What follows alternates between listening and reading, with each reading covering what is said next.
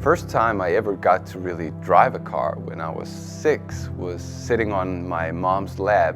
We were visiting my granddad's vacation house and I got to steer the car, and I just remember all these things you could do with the cars. You had the windshield wipers and the indicators, you could go high beam, low beam, you had the radio, you had everything, and I was just hooked into this feeling of sitting in this car, and you could just do all these things. And growing up, when I was 13, I was allowed to actually control the gas and the brakes, and yeah, we were driving backcountry roads, and when I was 16, I was allowed to actually drive for the first time on my own. And yeah, I was hooked. I really love cars. I could feel it. I would sit for hours in our parked car, not ours, but our friends' cars. When we went in the vacation house, I would sit for hours in these cars and just imagine driving anywhere. My fantasy could take me to any place in these cars, and yeah, but still we couldn't afford one.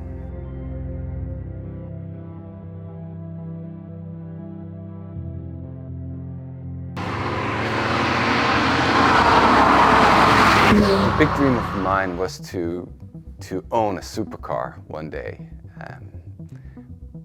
But to get to that point where I had the money to do it, I just didn't know how to get there.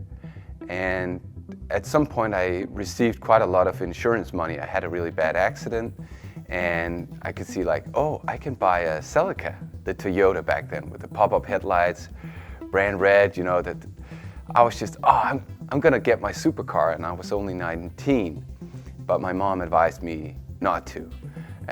So her infinite wisdom told me to invest. So instead I invested it, I bought an apartment, and later on I used those money to start my own first business. And I built my first business from I was 28, and then I sold that 8 years ago, which brought me to the point where I could actually finally start taking back the passion of mine that was pretty long lost in all these years working, grinding away. And I got to the point where I could finally look into the cars again. So I started looking. I'm not a mechanic. I can't fix cars, I don't know how to really deal with them. But I just feel so strongly for cars, and especially the 80s and the 90s European models. But when I look at the American cars, it's all the 60s and the 70s cars. So today, these are not my cars. I would love that to be my garage, but I borrowed this as my friend Klaus Paul, and he's the craziest guy ever. Right now he's building this super crazy drag street racer, and he's got these cars, so very thankful for filming here. But anyway, I started looking for cars, and I found this auction site with a friend of mine. We're sitting online during COVID, lockdown, and we just bounce around this site, and I go like, oh wow, that's an M3 E46, that's so cool. And then we skip on, and then I'm like, what the hell is that? And he goes, oh, that my friend, it's an 850 CSI. And I was just, what is that car? And I'd never seen anything like it. It wasn't as bulky as the Testarossa, but it had the pop-up headlight and it had that tight nose. And I want to know more about this car. And the timer was ticking, so we were on a race, and we were just like digging into this car. What is it? How's it working out? And then we found out all these cool features of this car, like how BMW just threw everything they had, their best engineers, and then they said like, okay, build a crazy car. And this is what they built.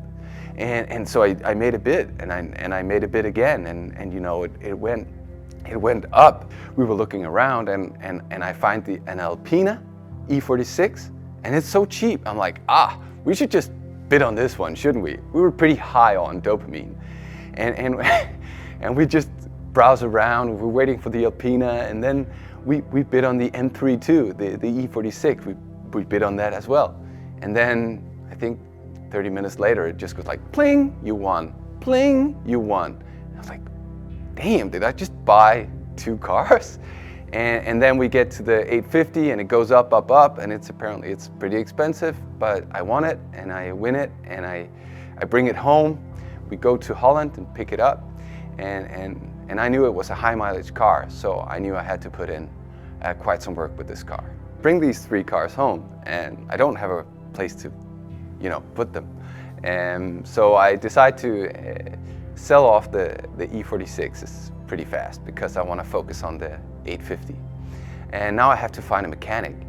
So I post on Facebook like, okay, I need someone who really knows this car and who loves it as much as I already do. So I post on Facebook, and this guy pops out of nowhere, my age, and he's like, yeah, I can do that. Like, I'm a pilot actually, and I've been building BMWs, the classics, always and forever, and I have an 850, and I'd love to work on yours. So like by fate, we get matched together, and we're really good friends today, and we start working on the car. And I tell you, we do everything else than the engine out, basically.